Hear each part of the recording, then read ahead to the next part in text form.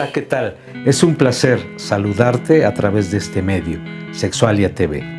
En esta sección, aclarando nuestras sexualidades, nos ocupamos de contestar o intentar responder a las preguntas que muy amablemente el público de Sexualia nos hace, vía correo electrónico o por otros medios.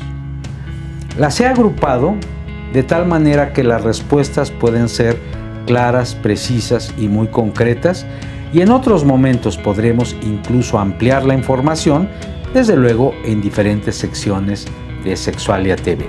Pero aquí de lo que se trata es de respuestas puntuales y específicas.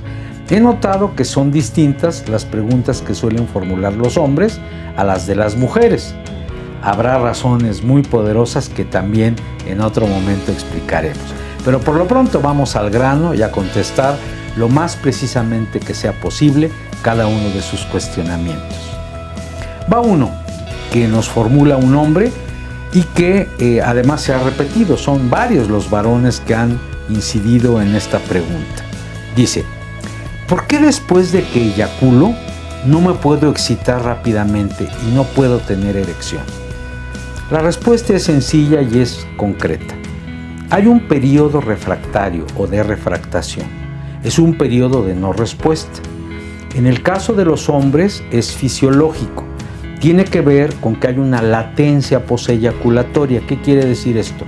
Que después de que eyaculamos no podemos responder a estímulos eróticos por variados e intensos que sean. Todo parece indicar que se relaciona mucho con la expulsión en el líquido seminal de una fracción de sustancias que se llaman prostaglandinas, no todas ellas, sino una parte de ellas. Y esto genera este reposo fisiológico.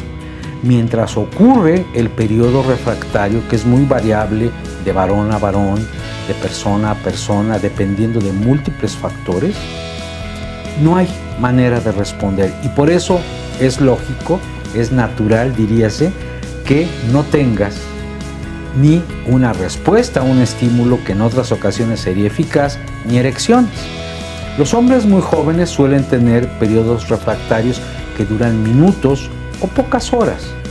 Algunos hombres de mayor edad nos tardamos mucho más tiempo, quizá más horas, y hay personas que incluso pueden tardar más de un día.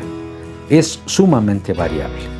Lo importante es reconocer que existe este periodo refractario y no angustiarnos, porque hay muchos hombres que dicen: bueno, si mi pareja me hace striptease, si me hace sexo oral, si me trata de estimular y yo no respondo, ¿qué está pasando? No te preocupes, forma parte del periodo refractario.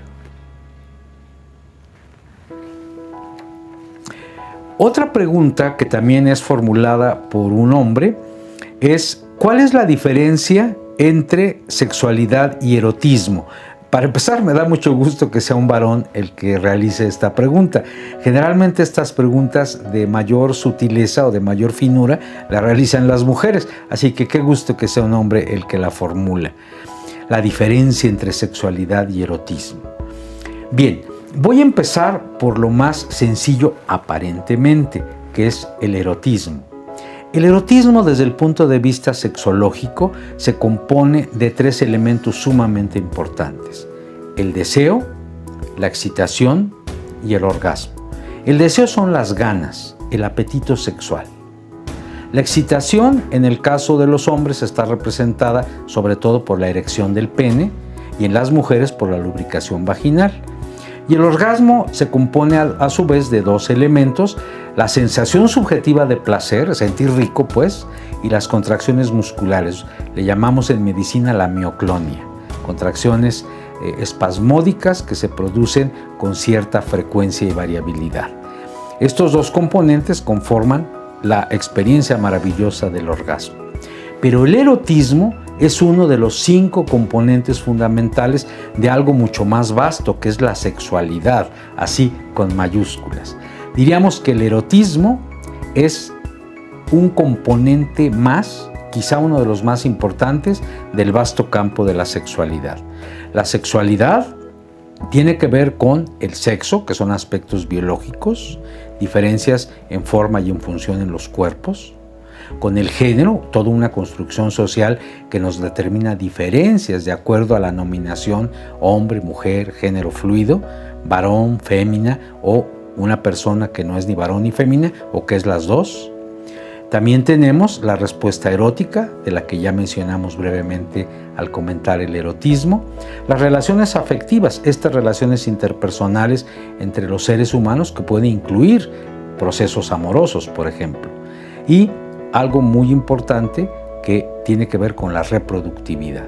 No la reproducción biológica, sino la reproductividad en general. Es decir, no solo el acto fisiológico de gestar o ser gestada, de tener hijos e hijas, sino todo lo que implica el paternaje y el maternaje, por así decirlo. Si nosotros lo compilamos, encontramos que la sexualidad tiene entonces sexo, género, relaciones afectivas, reproductividad y erotismo, y que el erotismo, deseo, excitación y orgasmo, junto con la calidad y la frecuencia de las relaciones eróticas y las reacciones emocionales que produce, es lo que constituye el erotismo. Otra de las preguntas que nos han formulado, curiosamente esta viene de parte de una mujer, es ¿cuál es el tamaño normal del pene? Bueno, para empezar hay que decir que el uso de la palabra normal en sexología es extremadamente relativo y generalmente lo utilizamos para referirnos a índices estadísticos de distribución, frecuencias estadísticas. No tanto lo que nos gusta, lo que no nos gusta, ni siquiera lo que es más común. O no necesariamente más común, pero voy a pasar a contestar la pregunta específicamente. Nosotros, para hablar de tamaños, para hablar de dimensiones, tomamos en cuenta básicamente datos percentilares, datos que tienen que ver con promedios, con estándares. Sabemos que la mayor parte de los estudios realizados o de las mediciones efectuadas en diferentes latitudes del mundo para establecer el tamaño del pene, para empezar, diferencian lo que es un pene en estado de flacidez a lo que es un pene en estado de erección. El estándar es, en estado de flacidez, 9.16 centímetros. En estado de erección, 13.12 centímetros. Esto no quiere decir que haya penes de menor tamaño que correspondan a un funcionamiento, digámoslo así, estandarizado fisiológicamente útil o funcional, y que haya penes de mucha mayor dimensión que no tengan esa funcionalidad. De hecho, sabemos que el tamaño del pene no es lo más importante, sino, válgase la expresión, la manera de usarlo. Me refiero al hecho de que muchos hombres establecen el índice de su virilidad o el grado de su masculinidad a partir del tamaño del pene, lo cual es un rotundo error. Más que el tamaño del pene, importa el ser humano que habita detrás del pene, con su historia de vida, con su personalidad, con su manera de brindarse, por ejemplo, en un encuentro erótico. La mayor parte de las mujeres heterosexuales a las que yo he entrevistado en la realización de exploraciones básicas del erotismo o de historias clínicas sexuales, lo que me relatan es que efectivamente les importa la persona. Y si esa persona, un varón, en el caso que estamos hablando, pone ternura, pone pasión, pone destreza en las caricias y sobre todo consideración al bienestar de la persona con la que está compartiendo un encuentro erótico, la experiencia es maravillosa. No conozco, la verdad, mujeres heterosexuales que a la hora de un encuentro sexual saquen la cinta métrica y digan, a ver cuánto le mide el pene a este hombre. No, esa es una preocupación de nosotros los varones. Conociendo los estándares, simplemente lo que podemos hacer es decir, bueno, pues estamos en ese rango y felicitarnos por ello, porque efectivamente el tamaño emocional, la personalidad, la estructura como ser humano de un individuo llamado hombre no tiene que ver con el tamaño del pene. Otra de las preguntas que son recurrentes y yo las sintetizo en una sola, pero que también me parece interesante porque abarcamos la inquietud de muchas personas, es la siguiente. ¿Por qué se dice que el feminismo también libera a los hombres? Es una pregunta que nos hace un varón, desde luego. Y la respuesta me parece que, siendo compleja, si la explicamos en detalle, puede ser sencilla si la resumimos. porque los hombres estamos esclavizados en una enorme cárcel que nos constriñe, que nos impide expresar emociones y sentimientos, que nos reduce como individuos al obedecer consignas del machismo, del patriarcado y de la vieja masculinidad, que no estamos siendo felices.